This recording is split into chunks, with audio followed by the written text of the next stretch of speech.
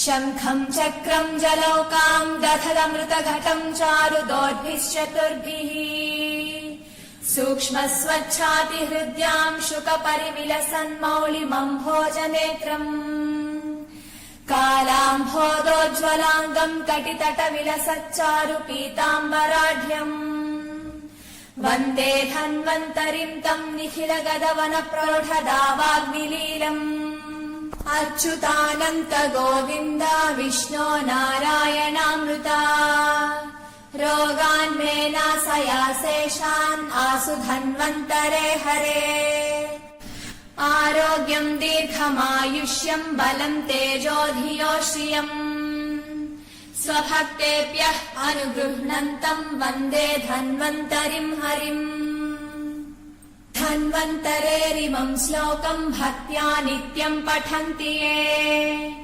अनारोग्यम् न तेषाम् स्यात् सुखम् जीवन्ति ते चिरम्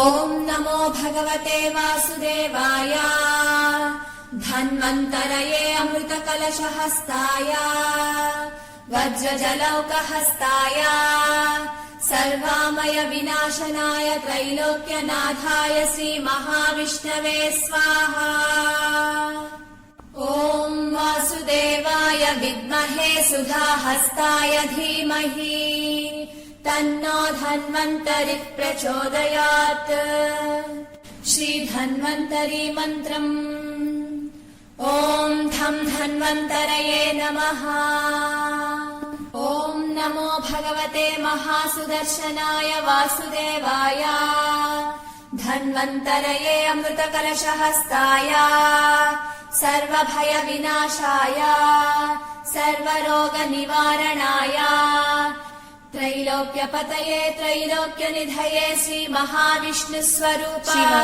श्रीधन्वन्तरी स्वरूप సూర్యోదయానికి ముందే రోజుకి 108 సార్లు పారాయణ చేస్తే మనలో అంతర్గతంగా ఉన్న శక్తి యొక్క స్థాయి రెట్టింపు అవుతుంది. అది మనలోని సహజమైన శక్తిని ఇంకా ఎక్కువగా పెంచడానికి శ్రీమాత్రే నమః. శ్రీ ధన్వంతరి మహామంత్రాన్ని సూర్యోదయానికి ముందే రోజుకి 108 సార్లు గనక పారాయణ చేస్తే మనలో అంతర్గతంగా ఉన్న శక్తి యొక్క స్థాయి రెట్టింపు అవుతుంది.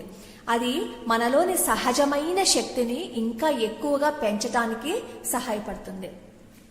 ఈ మంత్రం జపించడం వల్ల మనలో ఏదైనా సరే మానసికంగా భయాలు ఉంటే అవన్నీ తొలగించి మనస్సుని ఇంకా దృఢంగా ఉండేటట్లు చేస్తుంది. ఈ మంత్రాన్ని పఠించినప్పుడల్లా వచ్చే ధ్వని తరంగాలు మన శరీరాన్ని మాత్రమే కాకుండా మన మనస్సు మీద కూడా పనిచేస్తాయి.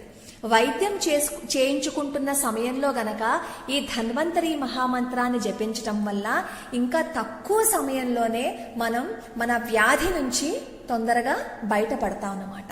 అలాగే ఈ మంత్రం మన శరీరానికి మాత్రమే కాదు మన మనస్సుకి కూడా చాలా బాగా ఉపయోగపడి మానసికమైన వ్యాధులను కూడా తొందరగా నయం చేసేలా తోడ్పడుతుంది ఈ ధన్వంతరి మహామంత్రం.